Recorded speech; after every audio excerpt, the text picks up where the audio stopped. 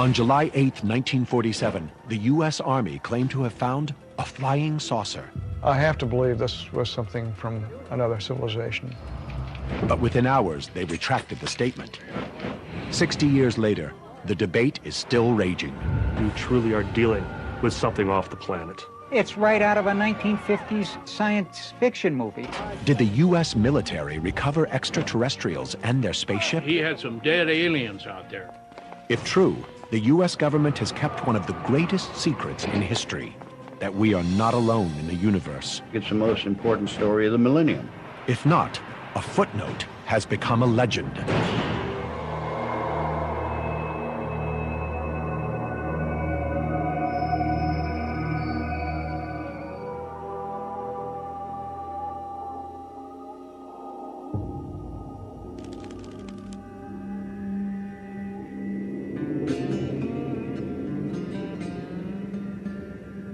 In the summer of 1947, rancher Mac Brazel came across some unusual debris in one of his fields. Brazel loaded his truck with some of the material and drove 75 miles to Roswell, New Mexico.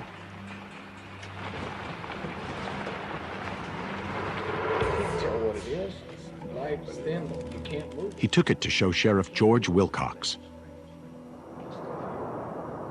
While he was there, local radio reporter Frank Joyce called in to see if the sheriff had any good stories. Yeah, Sheriff Wilcox, this is Frank Joyce. How's it going? The officer passed the phone to Mac Brazel. He told the radio reporter that he might have found the remains of a flying saucer.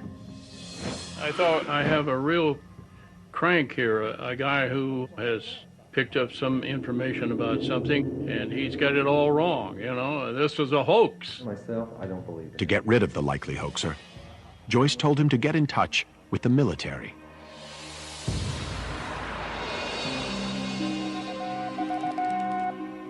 Welcome back. This is Frank Joyce with KGFL, Roswell, New Mexico's East. 2 days later, Frank Joyce received a visitor. It was Lieutenant Walter Hote, press officer for America's only nuclear bomb squad, the 509th, stationed at Roswell. He owed me a story. I had complained to him recently about he had given a story to somebody else, and I'd been left off the list. So he brings this in. I picked it up, and as I glanced, I knew instantly it was the man on the phone. The press release stated that U.S. Army Air Corps had recovered a flying disc from a ranch north of Roswell. Frank Joyce drew only one conclusion. The U.S. Army Air Corps says they have a flying saucer. It's got to be from outer space. This just in, ladies and gentlemen. Joyce broadcast the extraordinary story to his local audience. It was possibly the biggest news scoop of all time.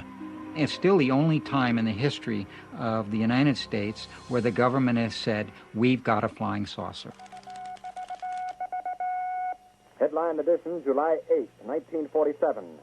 The Army Air Forces has announced that a flying disc has been found and is now in the possession of the Army. The release revealed few other details. It said that a local couple had seen an unusual craft in the sky on July 2nd.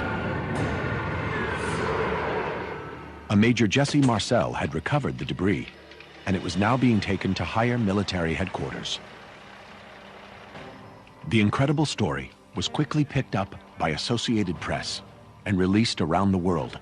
As soon as this story came out, all hell broke loose. New York calls, London calls. God, the world wanted to know about this. The concept of flying discs or flying saucers had caught the world's attention just 2 weeks earlier.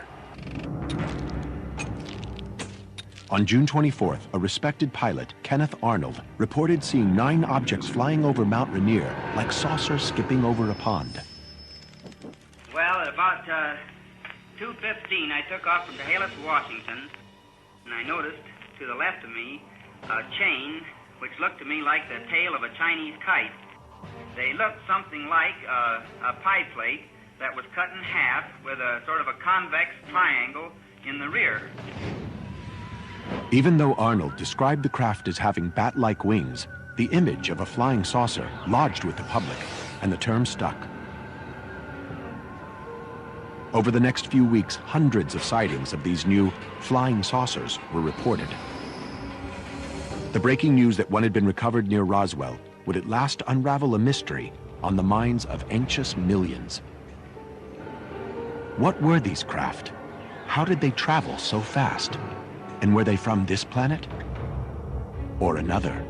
I don't believe that it was anything belonging to the United States. I don't believe it was anything belonging to Russia. The news of the recovery was important enough that FBI Chief J. Edgar Hoover asked to be kept informed. The mystery material was flown to Fort Worth, Texas, for analysis. 4 hours later, a press conference was called by Base Commander General Roger Ramey. He told the media that contrary to earlier reports, the debris was from nothing more than a weather balloon, and certainly not a flying saucer. Major Marcel, who had collected the material, posed with the mundane-looking debris. The public quickly accepted the military's explanation. Most people don't realize that back 60 years ago, things were a lot different than they are today. If you were told by the government that it was a pink elephant, you would accept that. Overnight, one of the greatest headline stories became nothing but a footnote. And it may have remained a footnote forever, if it weren't for one eyewitness That would be the official story. whose testimony would reopen the Roswell case and shock the world. So, tell me what happened back in 1947. In late 1978, a UFO researcher was introduced to retired Major Jesse Marcel, the intelligence officer who'd collected debris from the original crash site. I went down and visited him when I was in Florida. Got first-hand testimony from him, sitting closer than you and I are right now. And it was very impressive. They told me Marcel declared that there had been a cover-up. a weather balloon that had crashed up there. He said that the weather balloon material shown to the press had been switched. What he'd found in Roswell in 1947 was not from this planet. This foil-like material that you could fold and fold and fold again, it would unfold on its own. Memory metal. Very thin, very lightweight. You couldn't cut it. The I-beams, the weight of balsa wood, but it wouldn't burn. This stuff wouldn't cut. Had strange symbols on it. I don't know what it was. Maybe it was a spaceship. Maybe there were aliens out there. I don't know. But I know it wasn't a weather balloon. Although the interview first came out in the National Enquirer, Jesse Marcel was certainly no crank. It was the intelligence. Today, Roswell, New Mexico is the UFO capital of the world.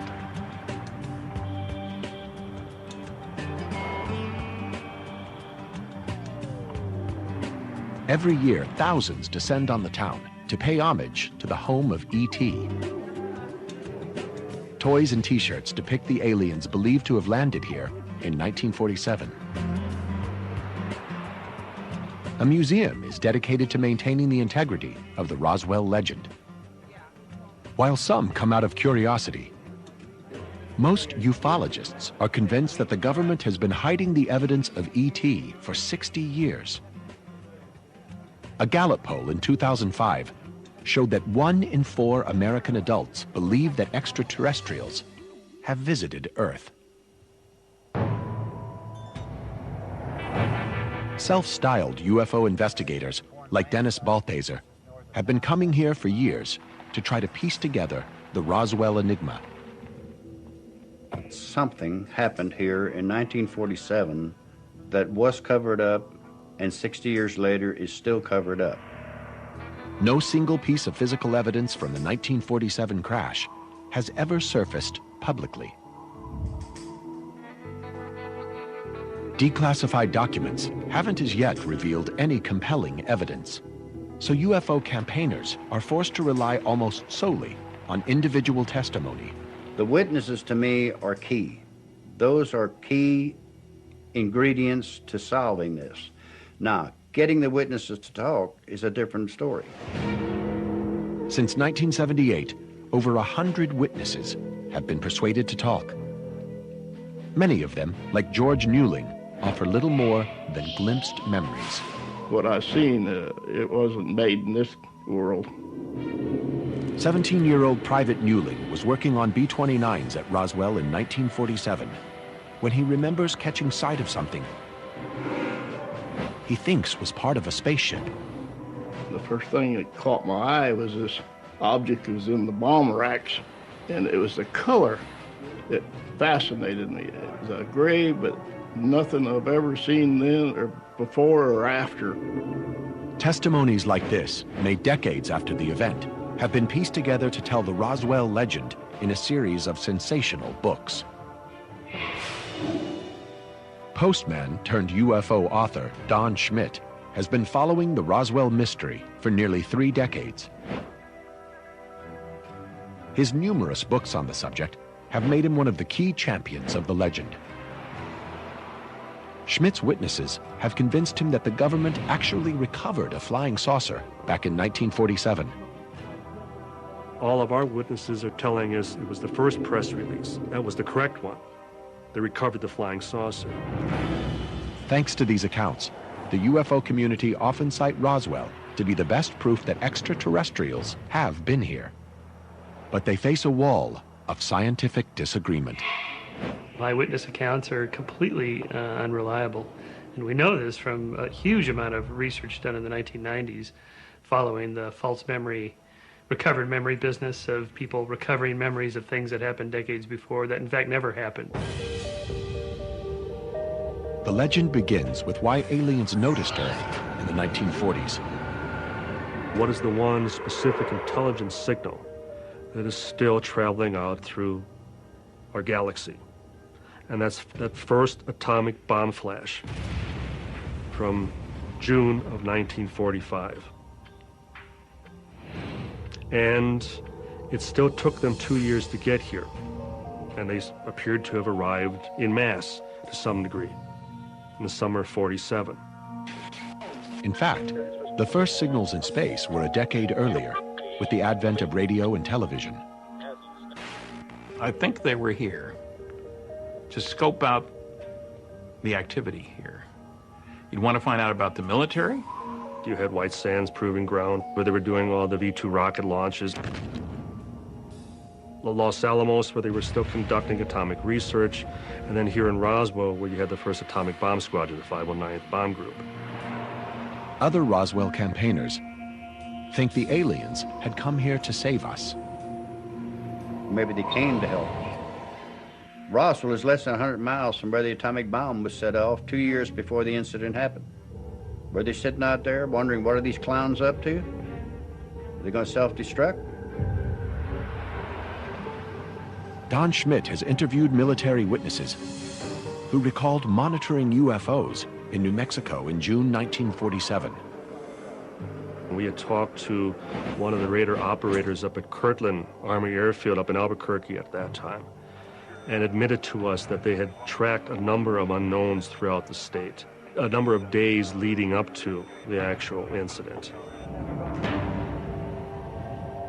It would only make sense that for all of the sightings at that time, that one would eventually crash. On Independence Day 1947, legend has it that the rancher who found the debris, Mac Brazel, recalled a violent electrical storm. Between the thunderclaps, Brazel told friends he might have heard some kind of explosion. The Roswell story tells that one of the alien spaceships was struck by lightning, causing major damage. Debris from the stricken spaceship fell onto Mac Brazel's field before crashing into the ground 35 miles away. So when did you say you found it? I just drove out and it was all over the place like this. Once the story reached the Roswell Army Airfield, 2 intelligence officers were dispatched to evaluate and collect the debris. Major Jesse Marcel and plainclothes officer Captain Sheridan Cavett filled several sacks with the material. That night, Major Marcel took some of the debris home and showed it to his 11-year-old son, Jesse Jr. And when I walked in, I thought, well, why are you waking me up just to look at some garbage here? And he says, no, look at this carefully because this is not anything you'll ever see again. And he says, I think this is parts of what they call flying saucers. In the meantime, they've also learned that there's another site much closer to town, also based on civilian testimony. A now dead witness, Jim Ragsdale, professed to have been with his girlfriend when he saw the spaceship crash 50 miles northwest of Roswell. In an affidavit, the local Romeo told how the military quickly arrived and removed both the crashed alien spaceship and its dead crew. North of town, they are loading onto a flatbed and loading into ambulance trucks the remains of a ship and crew. According to Ragsdale's testimony, 4 extraterrestrial bodies were found in the wreckage. The aliens were said to be small, with large heads and huge eyes. We have talked to witnesses who are first-hand witnesses, second, third, fourth-hand witnesses. Their stories pretty well collaborate. The description of the bodies that were found. It's probably this. Radio reporter Frank Joyce remembers that Mac Brazel told him there were alien bodies at the first debris site. The key question I asked him was, look, were there any passengers? He said, yes, there were little people. They were not human, and they were dead. In other words, he had some dead aliens out there. If any of these reports were accurate, a crashed alien craft and its dead crew were now in the hands of the U.S. military. Several witnesses claimed the military then took the debris and bodies to Hangar 84 at Roswell's Army Airfield. We've heard of military surrounding the hangar, the debris and bodies. Inside the hangar, guarded, military outside with weapons. I have interviewed a witness who claims to have seen a body in the hangar where the debris was taken prior to being shipped to Wright Field up in Ohio. Wright-Patterson Airfield in Ohio is a top-secret military base for examining enemy aircraft. Only second-hand testimony exists of alien materials being flown there, but it has become an accepted part of the Roswell legend. Back in Roswell, eyewitnesses, like Jim Ragsdale, testified that there was a huge recovery operation. 50 to 60 troops are up at the debris field on hands and knees, shoulder to shoulder, picking up every last shard of that wreck. Yeah, that's good. The Roswell defenders also claim that as part of the cover-up, the military ransacked media offices. We have numerous accounts from the radio stations as well as the newspapers describing how military MPs went from office to office, confiscating, ransacking desks and file cabinets. UFO promoters report that a number of witnesses, like rancher Mac Brazel, were threatened to keep the story quiet. And when he's finally allowed to return home, he's sworn to secrecy. He was, by all accounts, a broken man. It's quite clear that the government resorted to very extreme measures in keeping this quiet. The Roswell legend only came to life in the late 1970s, 30 years after the fact. But strangely, it follows almost the exact same storyline as a 1950s UFO hoax. Coincidence or not? In 1938, Orson Welles dramatized The War of the Worlds for a nationwide radio audience. Welles's performance was so convincing that thousands ran terrified into the streets, believing they were already under attack from robotic Martians. The War of the Worlds phenomenon is no different in principle than any mass hysteria. This is how they work. An idea gets planted, it gets started in some form of medium communication, people hear it, and they start talking about it, then the panic builds. Ever since Welles's broadcast, the threat of alien visitors from outer space has been part of popular culture. But in 1945, a much greater threat came from the skies. The fear of a nuclear war was suddenly very real. The Cold War was upon us. We were deathly afraid of the Russians and hydrogen bombs and attacks of all sorts. Then, to add to public fear, in June 1947, there were hundreds of sightings of unidentified flying objects. What were they, and who did they belong to?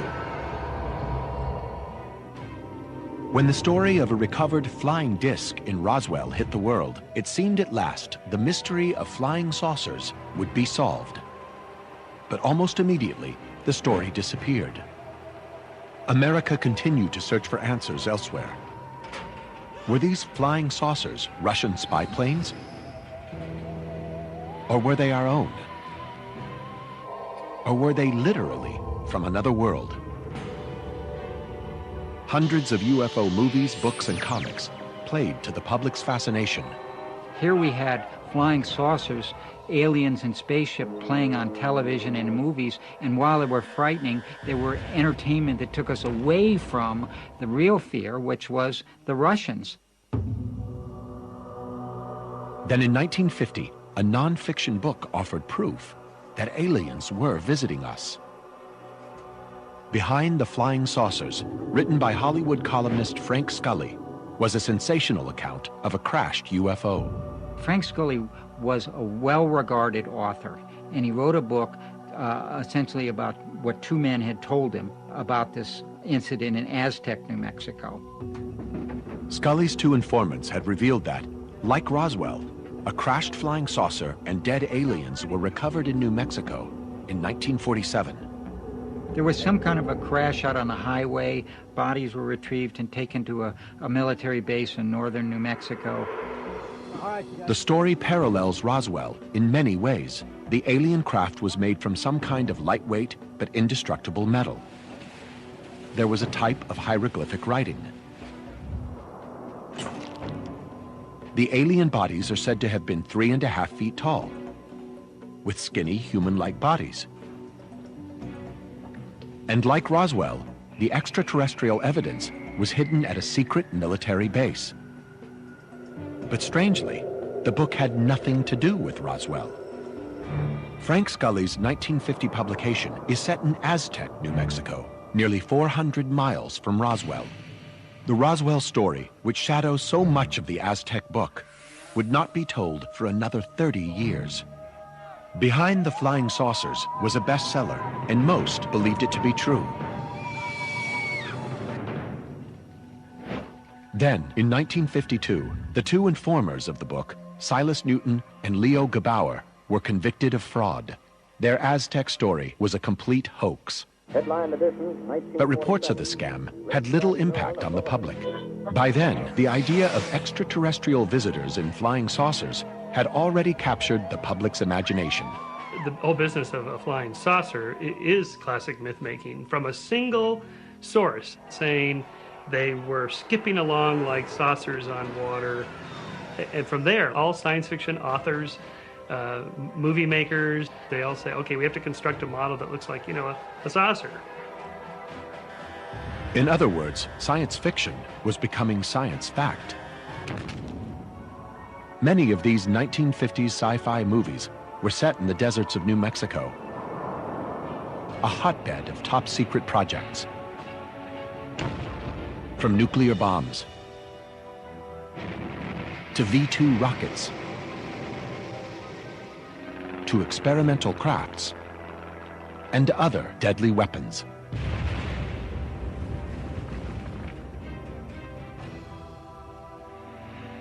All these projects were shrouded in secrecy and intense security. When a V-2 rocket crashed in Alamogordo, New Mexico, it created a massive military operation.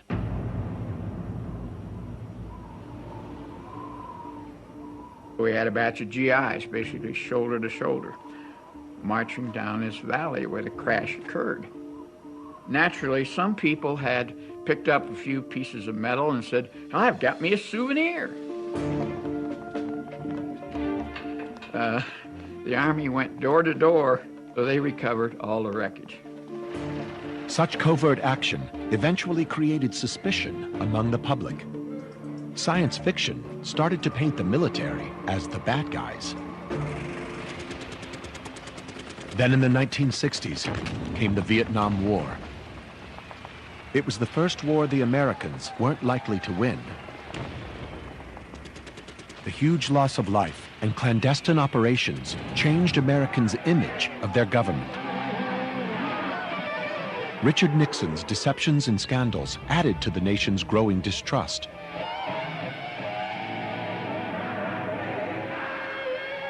What else was the government covering up? Anything seemed possible, even extraterrestrials. Against this backdrop of mistrust, conspiracy rumors grew that the military was hiding alien technology at secret military bases. Secret places like the Wright-Patterson Air Force Base and especially Area 51 are like Rorschach ink blots on our imaginations to just see what it is we want to see that's in there, because you're not going to get in there. How can we check and find out? So that allows the imagination to just run amok.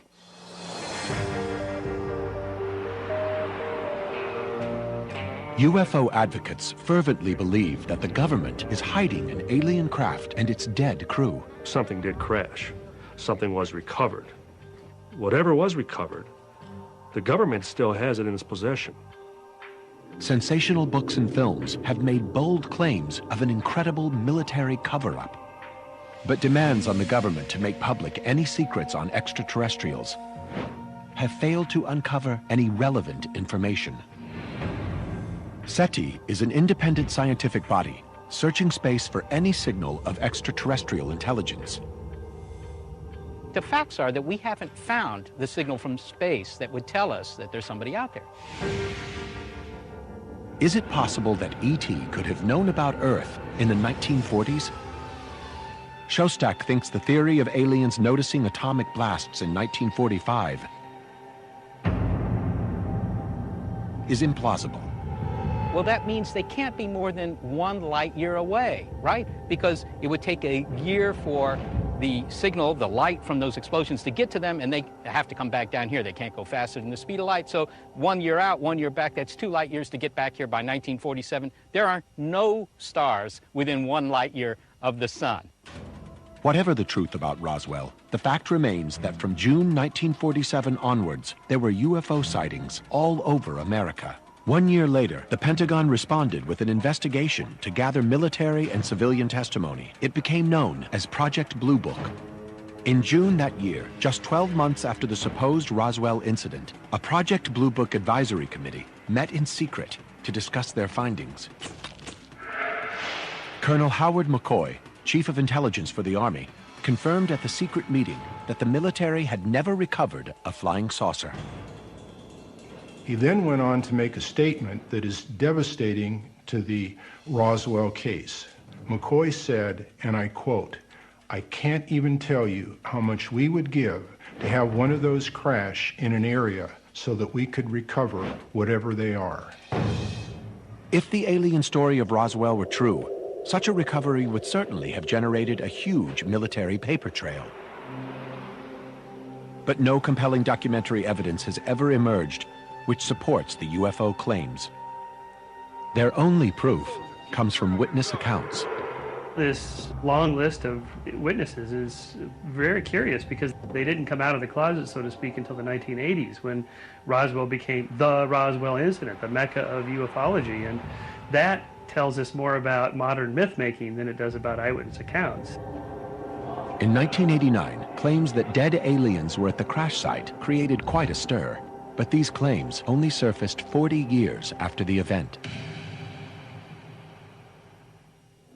The first to mention extraterrestrial bodies was retired mortician Glenn Dennis. Glenn Dennis was the mortician at Ballard Funeral Home. He claims that he knew a nurse out at the base at the infirmary that was involved with taking notes while they were doing an examination on a body. And she had drawn a sketch of an alien face and hand and given it to Glenn. Neither the nurse nor the original drawing has ever been found, causing suspicion of the claim. Dennis redrew what he asserts the mystery nurse had shown him. Seth Shostak wonders why the aliens look so humanoid.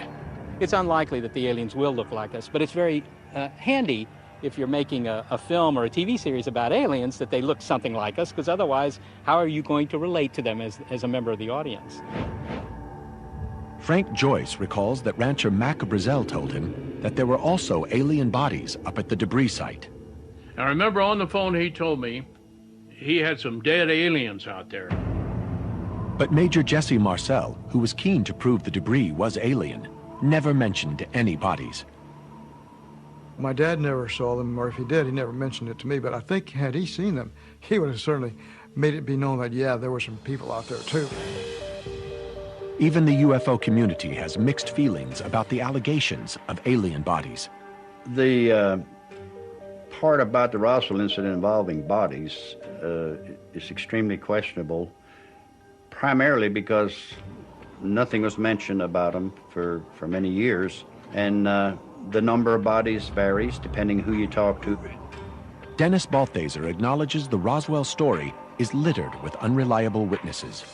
Some witnesses have decided to elaborate on their stories. Some have outright lied. Some weren't involved at all, but have given the impression that they were. The false testimony and many hoaxes in the Roswell legend are reminiscent of the 1950 novel Behind the Flying Saucers. The only concrete part of the Roswell legend is that some kind of debris was found in Mac Brazel's field in 1947. When Jesse Jr. saw the debris as an 11-year-old boy, his father was already convinced it was extraterrestrial. He just said something like he thought this was parts of a flying saucer. Again, I wasn't quite sure what he meant by that. Jesse Marcel is the only person alive today who has consistently claimed to have handled the material. His testimony is key to proving the Roswell incident was extraterrestrial. But Dr. Michael Shermer argues that a young boy would be strongly influenced by his father's opinion. An 11-year-old boy is going to be hugely influenced by his father under any conditions. But in this case, his father is a well-respected military officer. Of course, he's going to be influenced. Even though he's an important witness, much of what Marcel describes sounds commonplace. There's a lot of metal foil, kind of a thick aluminum wrap type of material, and there was some black plastic material looked like Bakelite at that time. Legend has it that the metal foil had extraordinary qualities, but the young boy saw none. I know that the foil was supposed to have been like metal with a memory where if you bend it, fold it, it would unfold. Well, I didn't see that. Other key witnesses, including Mac Brazel, suggest the debris was quite ordinary. UFO advocates have refused to accept any of these statements, saying that the witnesses were either lying to maintain the cover-up or simply confused.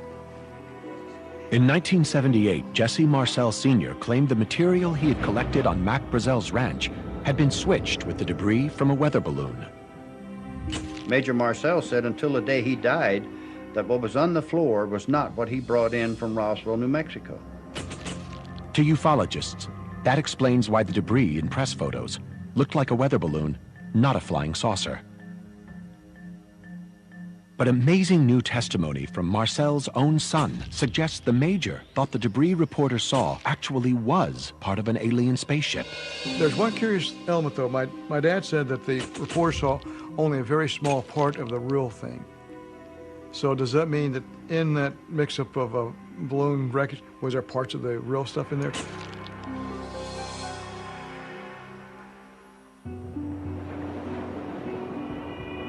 Today, Jesse Marcel admits that it's possible that the foil-like material in the photographs and what his father had brought home could be the same. You know, the foil did not have the paper backing. Could have been confused with the foil that I saw.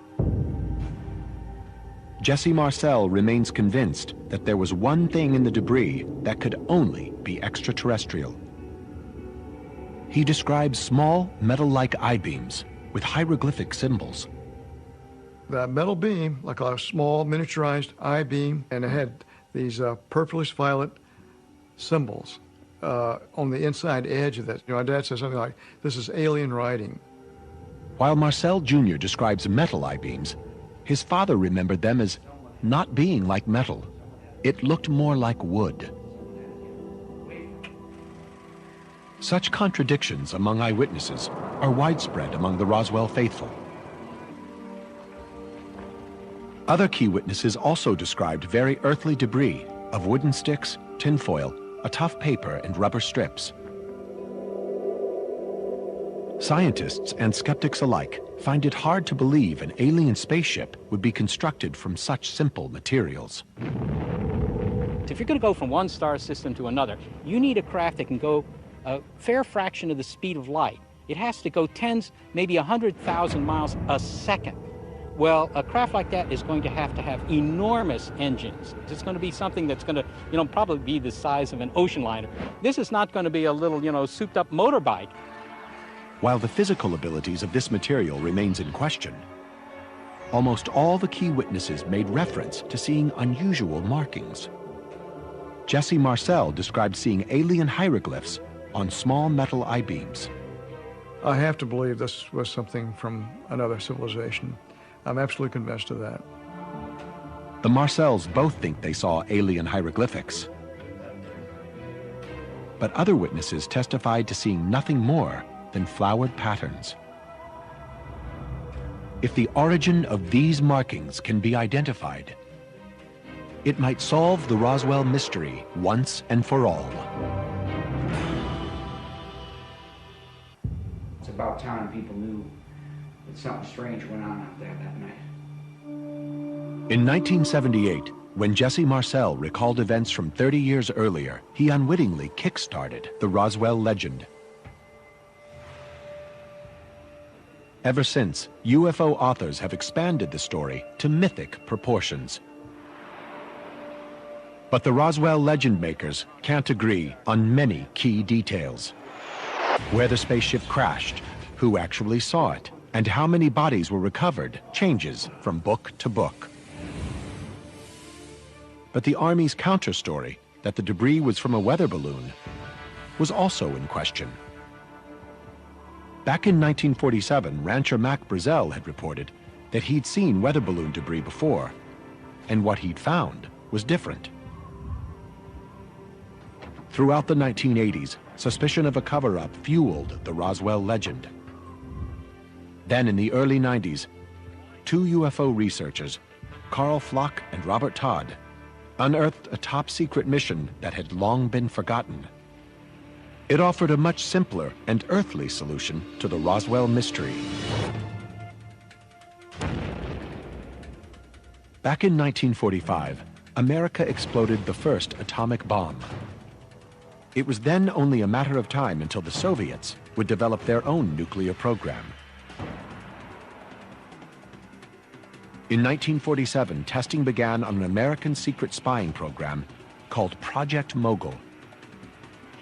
The highly classified mission was set up to listen out for any Soviet atomic test. Mogul was so classified, we didn't know what the classification was. In fact, Mogul was classified as 1A, the same as the H-bomb program. Project Mogul would use some 50 large rubber balloons to carry listening devices called transponders into the higher atmosphere.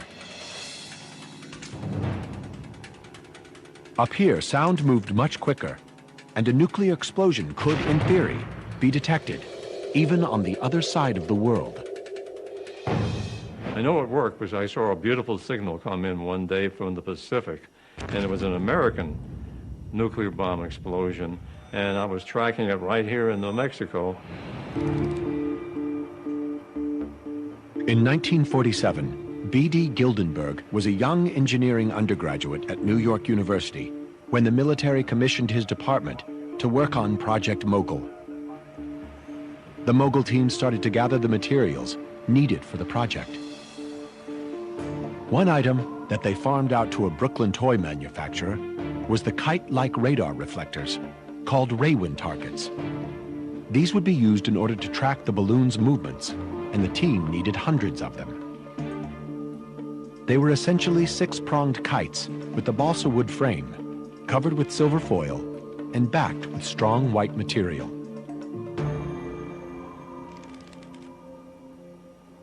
In June 1947, the NYU team traveled with all their equipment to White Sands Testing Range in New Mexico.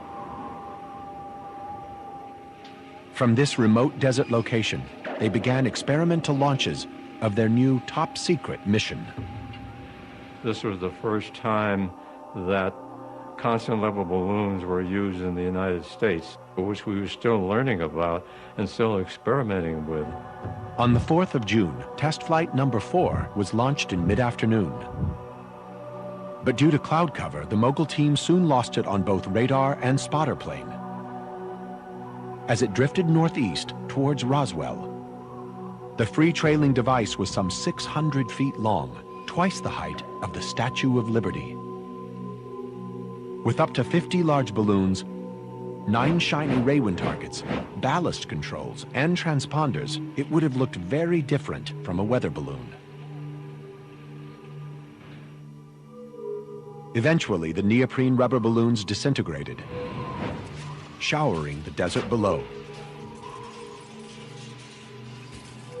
Although the mission was top secret, the equipment itself was of little value, and the Mogul team deemed its recovery low priority.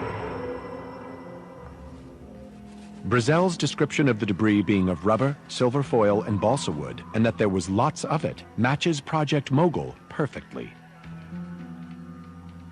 The photographs of the debris clearly show similar items. But Jesse Marcel Jr. still believes that the hieroglyphs he'd seen 60 years ago were not from this earth. The I-beams were apart from everything. This was something from another civilization. He had a point. There seemed to be no reason why Project Mogul would have strange hieroglyphic symbols on any part of it. But closer inspection of the design drawings for the radar reflectors offers a vital clue. The paper-backed foil needed to be secured to the balsa frame with both glue and Scotch tape.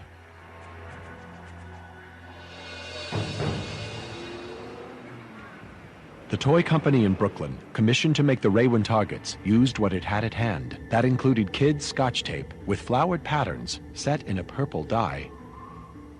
After a few days in the desert sun, the Scotch tape would have peeled off and blown into the desert. In such heat, the purple dye had impregnated the wood, leaving behind flowered patterns on the balsa wood frame. Some of the tape had these inscriptions from the Brooklyn toy department on it. And that's where the hieroglyphics came from. And it was really nothing very exotic.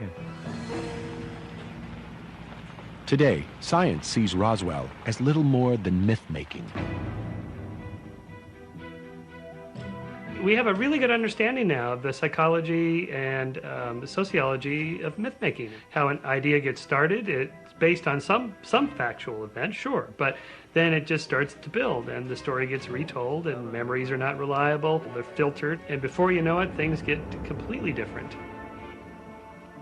Today, Project Mogul is accepted among most scientists as the rational answer to the Roswell mystery. New testimony suggests that Project Mogul and its successors may have also been responsible for the entire UFO phenomenon. From June 1947 onwards, hundreds of top-secret high-altitude balloons were launched all over America. The balloons and payloads were ever more bizarre. B.D. Gildenberg believes that these balloons were what many people were mistaking for alien crafts. I remember the CIA being at some of our launches, and they were the ones who were pushing this. Said, yeah, let these remain UFO reports as a cover-up for all these secret programs that were coming on board. If Roswell is nothing more than a myth, why have a quarter of American adults been taken in by it? We do tend to believe things that are kind of titillating, exciting. The idea that there's beings around, maybe they're even here now, just in orbit with stealth technology, and they're watching this, they're taking care of us. All that is very compelling. But when we actually go and check, and it turns out not to be true, then it's time to move on to something else. What we now know about Roswell is that Mac Brazel did discover debris in his field, and just as he reported, it wasn't a weather balloon. The government did cover up the truth. Project Mogul was a Category 1A top-secret spy mission, crucial to national security. It did cause a moment of excitement because no one outside of Project Mogul had seen that configuration of a balloon device before. The local army probably did overreact, as they had no idea how sensitive the project or the material was. Wright-Patterson Airfield still remains a top-secret military base responsible for examining strange craft, but of foreign planes, not of ET. UFO spokespeople have already dismissed Project Mogul as bogus, just another government smokescreen. They remain convinced that somewhere under lock and key is a secret X-file that outlines an incredible story. That alien spaceships traveled through the galaxy to save humanity, only to crash in the desert outside Roswell. They refuse to accept that Mac Brazel stumbled across nothing more than the disintegrating debris of a top-secret military project, partially stuck together by Scotch tape. Perhaps the real Roswell conspiracy is that so many have been taken in for so long by nothing but a footnote in history.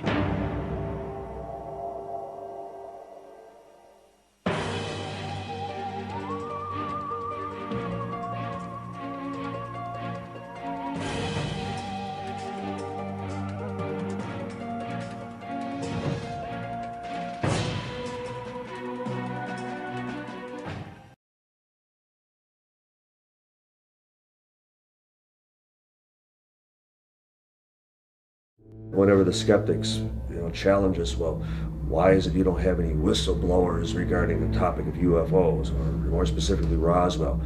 Well, we've had whistleblowers, since 1947. The problem is nobody listens. When you have objects described in formerly classified government memos as being disc-shaped, as invading sensitive airspace, and when you can see from the tone of the memos that this is a very serious matter, then clearly there's something important happening. There are two photographs, two slides, where you can see the bodies. This issue had been proven 50 years ago. This is a political problem. It's a political policy. You can't solve it with science. You have to solve it with political engagement. We have a significant proof for the Roswell event as an extraterrestrial event. What the world is going to do with it is up to the world. If humanity really understands the importance of this, that this phenomenon is real, then the mission has been accomplished.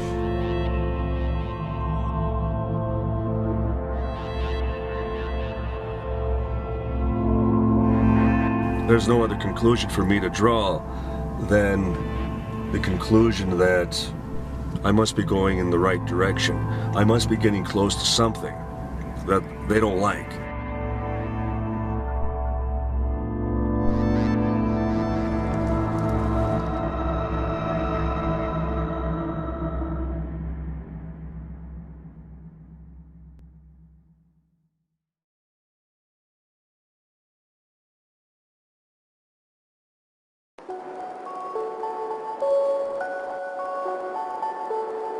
To a small but dedicated group of UFO researchers, this barren ranch land, 75 miles northwest of Roswell, New Mexico, is sacred territory. It's the place where they believe one or more alien spaceships crashed to Earth sometime in early July 1947. I think there was probably a mid-air collision that resulted in one going one way and exploding and dumping all the wreckage out in the debris field, the other making it down almost intact. Today, that crash, commonly referred to as the Roswell incident, is the stuff of legend. But we might never have heard of Roswell if not for a former nuclear physicist turned UFO researcher named Stan Friedman. After spending nearly 30 years investigating the incident, hunting down dozens of key witnesses and scores of top-secret documents, Friedman is convinced that the U.S. government is covering up a UFO crash. This is his proof. It begins in 1978, when after giving a lecture on UFOs, someone casually asks if he's ever met former military intelligence officer Jesse Marcel. Brilliant investigator that I am, I said, "Who's he?" I never heard of him. "Oh, well, he handled pieces of the wreckage in one of those saucers you're interested in." What?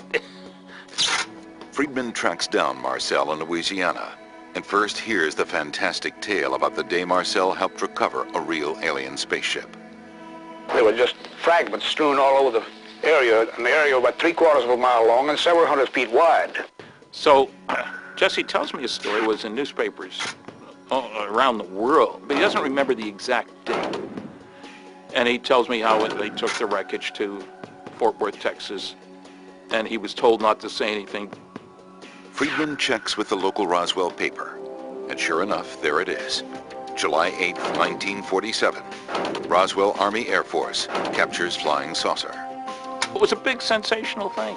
Front page headlines, not just the Roswell Daily Record, which is kind of a small paper, but in the West Coast papers, Los Angeles Herald Express, huge paper, and so forth. But there's a follow-up story, too. One day later, a report from the U.S. military that the wreckage isn't a crashed UFO after all. It's pieces of a downed weather balloon. But now, 30 years later, here's Marcel telling Friedman the balloon story is false, part of a cover-up by the U.S. government. One thing I was certain of, being familiar with all air activities, that it was not a weather balloon, nor an aircraft, nor a missile. It was something else, of which we didn't know what it was. In the weeks leading up to the Roswell incident, the country is gripped by UFO fever after a commercial pilot reports seeing 9 strange objects flying over Washington state. He said that they acted like saucers bobbing or skipping across the water. It was from him that the term flying saucer came from. Hundreds of flying saucer sightings pour in, especially in New Mexico, home to top-secret test sites for V-2 rockets and atomic and nuclear weapons. The city of Roswell itself is the base of the 509th, the world's only atomic air squadron. Just 2 years earlier, it had dropped the bombs on Hiroshima and Nagasaki. If aliens were going to be interested in anything that happened on this planet, boy, they'd make a beeline for New Mexico. As the story goes, on that fateful night in early July 1947, a violent thunderstorm rolls through Roswell. Out in the desert, rancher Mac Brazel sleeps fitfully in his tiny cabin. There'd been a big electric storm, and he heard what he thought was an explosion that didn't sound like thunder. The next morning, Brazel checks on his animals and notices they won't cross a pasture. He goes for a closer look and stumbles across debris littered over a large field. And he finds this huge amount of stuff, strange material, covering an area hundreds of feet wide by almost 3/4 of a mile long. The material is odd, lightweight, but incredibly strong. Brazel carries a few pieces to his neighbor's ranch. Kind of a tan, light brown plastic. Brazel mentions other debris, items covered with strange writing. He said the writing wasn't like Japanese writing, but it was, I imagine, more like hieroglyphics or something like that. The strangest material looks like aluminum foil, but with a weird ability to return to its original shape. If you picked it up and folded it, it would unfold. And if you folded it several times, it would still unfold. And you couldn't tear it. Brazel drags some of the debris to a shed. A few days later, he's on the phone with Frank Joyce, a local DJ and radio reporter. We began to talk about things that might be out of this world. I thought maybe this is a hoax. During the conversation, Joyce says Brazel mentions finding bodies in the wreckage. And one thing that he mentioned on the phone was the horrible odor that was with these bodies. Thinking Brazel might be insane, Joyce tries to end the call. I advised him to go to the U.S. Army Air Corps because they are flyers and will know what to do about anything that flies. Brazel does call Roswell Army Airfield. Major Jesse Marcel answers the phone. Marcel reports the call to his commanding officer, who orders him and a counterintelligence officer to go investigate. He says, go out with him, because the rancher said there's a whole mess of this stuff out there, and nothing that he brought in was conventional. At the ranch, Marcel is also puzzled by the debris. He gathers it up and heads back to Roswell. He's so excited by the potential discovery, he stops by his home after midnight and wakes his wife and 11-year-old son, Jesse Jr. He said something like, this is parts of what we feel is a flying saucer. Jesse Marcel Jr. is a doctor and colonel in the U.S. Army Reserves. He just got back from Iraq. He's writing a manuscript called Roswell, It Really Happened. Even though it happened many years ago, he still vividly remembers what his father showed him that night. I picked up the material and I noticed it had a very strange quality to it. It was very light. I didn't try to bend it or tear it, but I just kind of looked at it and just kind of wondered what this was. Marcel's father continues on to the base to report his findings to his superiors. The next morning, the base commander orders the public information officer to write a press release about the incident. He gave me exactly what he wanted in the press release, that we had in our possession a flying disc.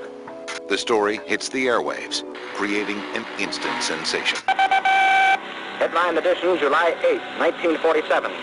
The Army Air Forces has announced that a flying disc has been found and is now in the possession of the Army.